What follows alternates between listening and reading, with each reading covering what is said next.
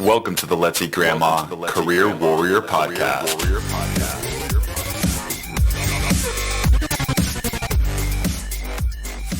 All right, welcome to the 59th episode of the Let's Eat Grandma Career Warrior Podcast. This is part one of the More Energy at Work series. My primary goal during this series is to help you feel better at work and take your energy levels up 5 notches on the 10-point scale. So if you're feeling like a mediocre 5 out of 10, I want you to feel like a 10 out of 10 by the end of the series. Today, we're going to cover fuel. Didn't your mom always tell you, you are what you eat? Back when I was a kid, I used to eat my favorite sugary cereals before I would head off to class. Lucky Charms, Frosted Flakes, Reese's Pieces, that's what's up. But nowadays, it just doesn't cut it. My body does not process these things like they used to, and now if I were to consume some of these cereals, I would find myself face down on the floor after my coffee crash. The truth is, when you're taking your business classes at college, no one teaches you nutrition or how to eat so you can be a better worker. In fact, I think that the principles in this are going to be more helpful than all of the freshman college classes I took combined. Today, we're going to be covering some fundamentals during this podcast, what you should cut out, add into your diet, and supplement if you want to feel better at work. And I'm going to do my best to make it practical because I know how incredibly hard it can be to stay on the wagon when you're very busy. My goal is not to give you this diet for you to implement and then crash and then stop and move on to the next thing next week.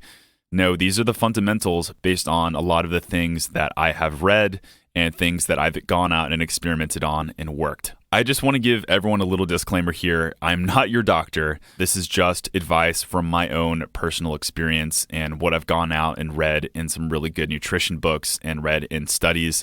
I am by no means liable for your actual health. When it all comes down to it, that's you. You need to go out and consult a doctor if you have some serious issues. But what I want this to be is a really good example of what you can go out and possibly change if you're looking to implement some principles and techniques into your diet. All right, disclaimer over, and I'm going to break it down into 3 subtopics here. Number 1, we're going to talk about the stuff that you should cut out of your diet. Number 2, we're going to discuss how to fuel yourself properly in order to feel like a 10 out of 10 when you're off at work, crushing it. And 3, we're going to talk about the supplementals, so coffee, water, alcohol, all that type of stuff that does affect your energy. All right, we're going to talk about part 1, which is cut the crap out. Cut the refined carbohydrates. And this is going to be the main focus of this subtopic here because in especially the American diet, this is going to be one of the biggest offenders and one of the biggest things that can actually start attacking your brain and the way that you feel when you're at work. We need to look really closely at the glycemic index of the foods we're consuming and how high glycemic index foods raise your body's blood glucose level. Studies do suggest that when your blood spikes too often, it wreaks havoc on your brain, causing your performance to be subpar. It will cause you to have these things like crashes. How many of you have had that cereal and that bagel and then have just felt like doing nothing afterwards, even if it was on a subtle level? This is really key, guys. There is such a strong relationship between these foods and the way that we feel. And there's even a strong relationship, according to these studies, between diabetes, the development of dementia, and glucose issues. But did you know that it can even impact you today, even if you don't have diabetes? A study in the journal Neurology that followed 141 people confirmed that people with high blood sugar performed worse on memory tests and found that they had a shrunken hippocampus. I always thought hippocampus sounds just like hippopotamus. The hippocampus is really important. It's the part of the brain that involves learning. As I'm citing these resources and articles, I'm going to make sure that I have them posted at the bottom of the descriptions just so you can read these studies yourself. I think it's important that you do see the research so you are convicted how important this is. It's really hard, trust me, I know, to cut out these high glycemic index carbs because those are my favorite things.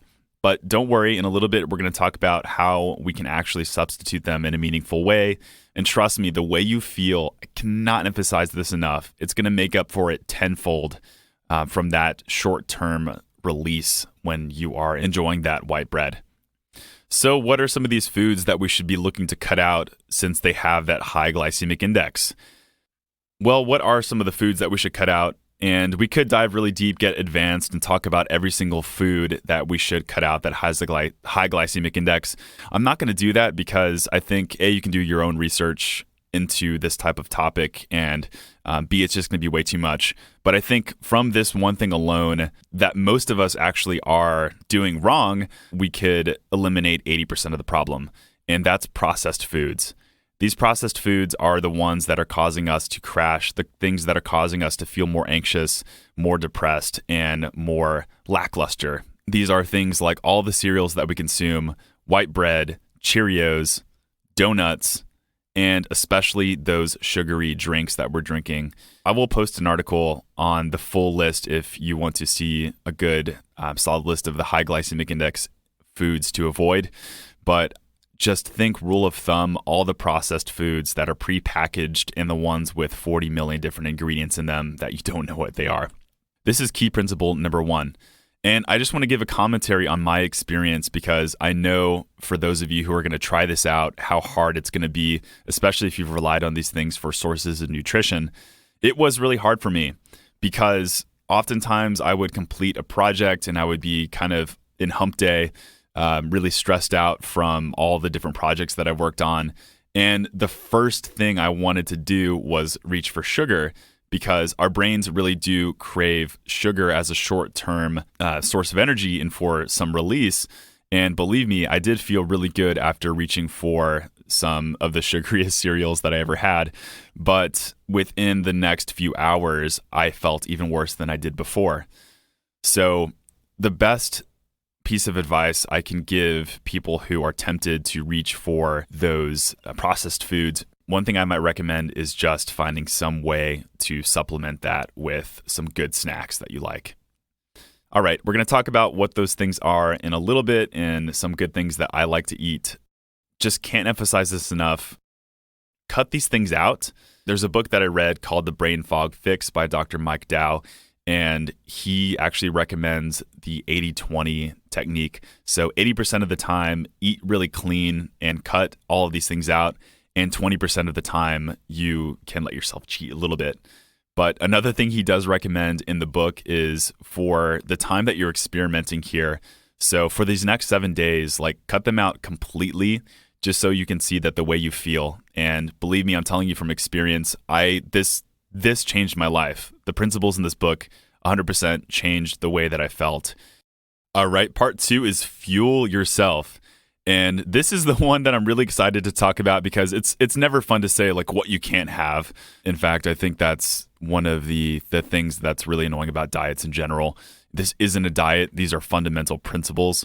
I do want to get the point across that fueling yourself is equally, if not as important as the things that you cut out. Because this is going to be what makes you feel better at work. This is going to be what cuts away that anxiety that really mitigates that stress when you're working on a project and you don't know if you can complete it or not. And this is going to really give yourself energy for the long haul.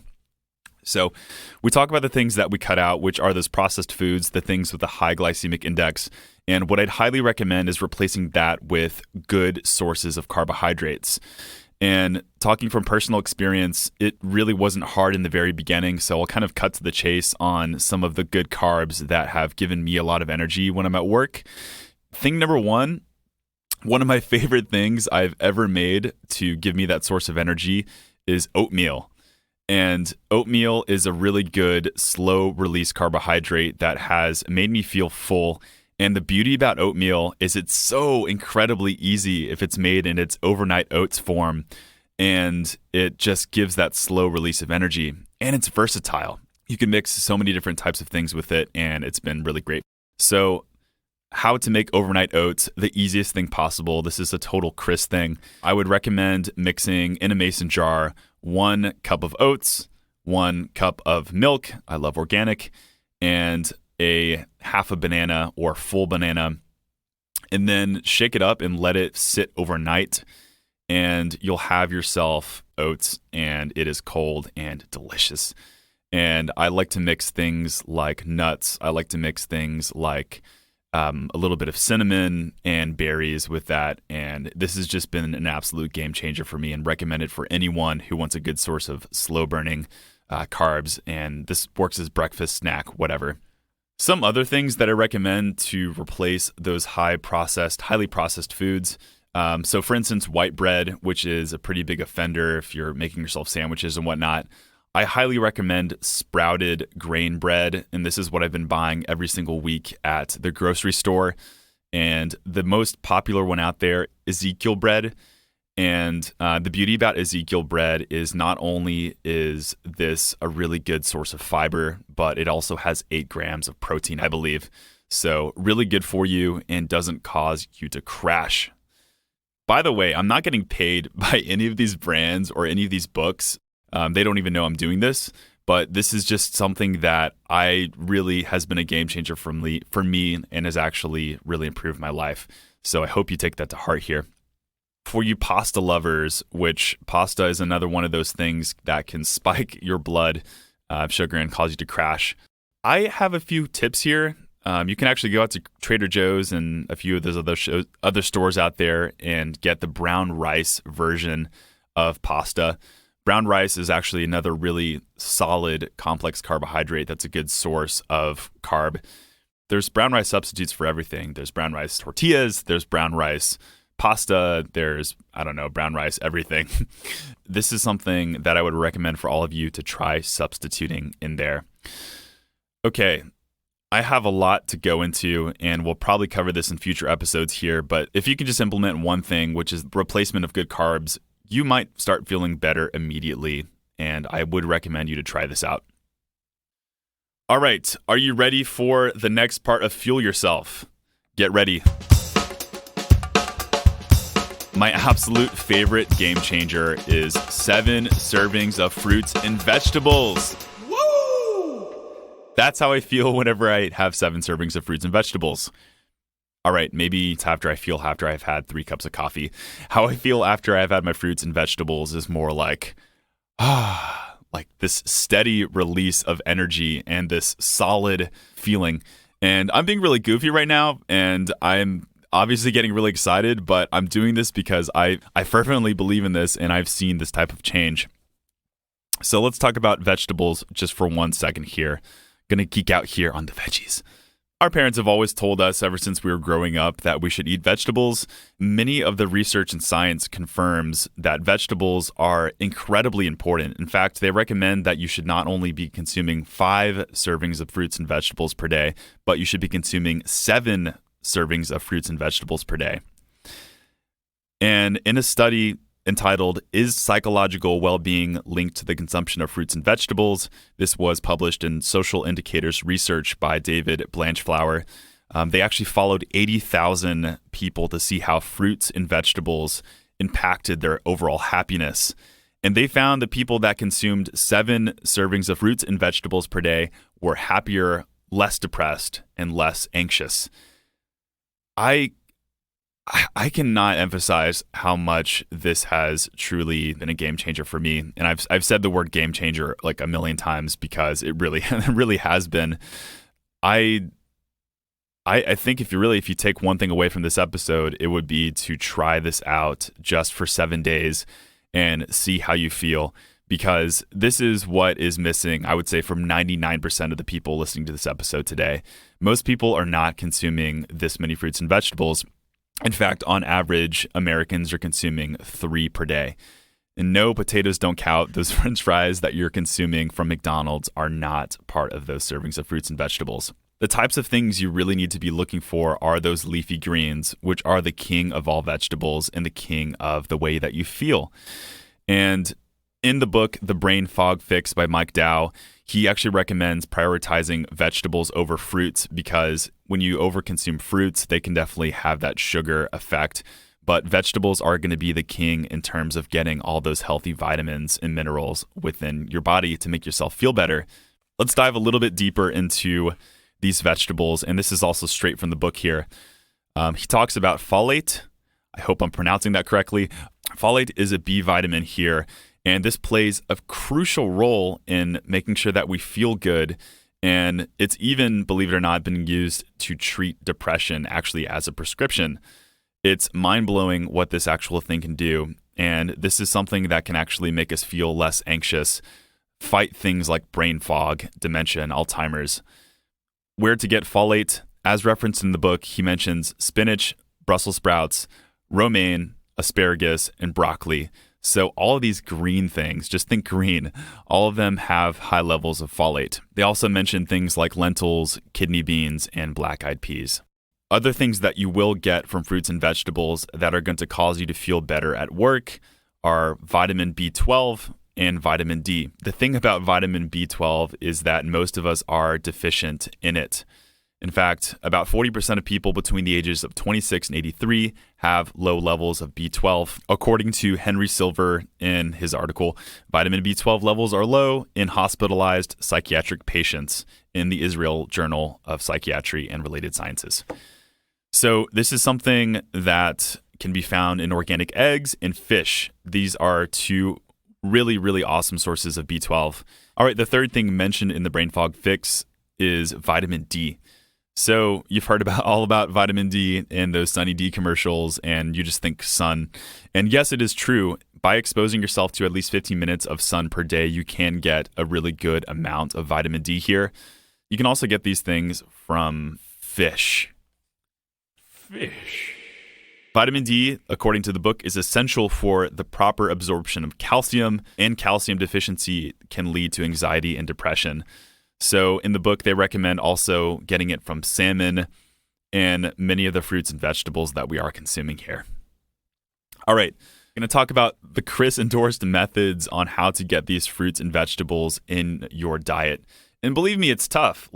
I am not by any means perfect when it comes to consuming fruits and vegetables. In fact, the last week I've been slacking and I've only been down to 3 or 4 servings. So I'm really going to use this as my motivation to get back up to that 7 level. One of the best ways you can get these fruits and vegetables, in the very morning, what I'll do is create a shake. I'll put spinach in my shake. I'll put half a banana in there. I will put blueberries, which is a really good source of antioxidants. And in fact, I would recommend berries whenever possible. And I'll put a little bit of protein supplement in there. And instantly, there is almost 3 servings of fruits and vegetables. Salads are another really incredible way to get this in there. So another opportunity to get that spinach in there, and a few of the other servings like bell peppers. Oh, sounds so delicious. And avocados, which is another really, really healthy fat that can make you feel awesome. All right. Let's talk about one more thing here that has been really good for me, and it has been getting my omega-3 content down. So this is going to be a really good thing for your mood and cognitive function. Dr. Mike Dow says that this is one of the best fats for your brain to prevent inflammation, which does cause you to be in a fog all day. Inflammation really invites excess stress, anxiety, and even depression in our lives when work gets challenging. One thing that's been really helpful for me is increasing my fish intake.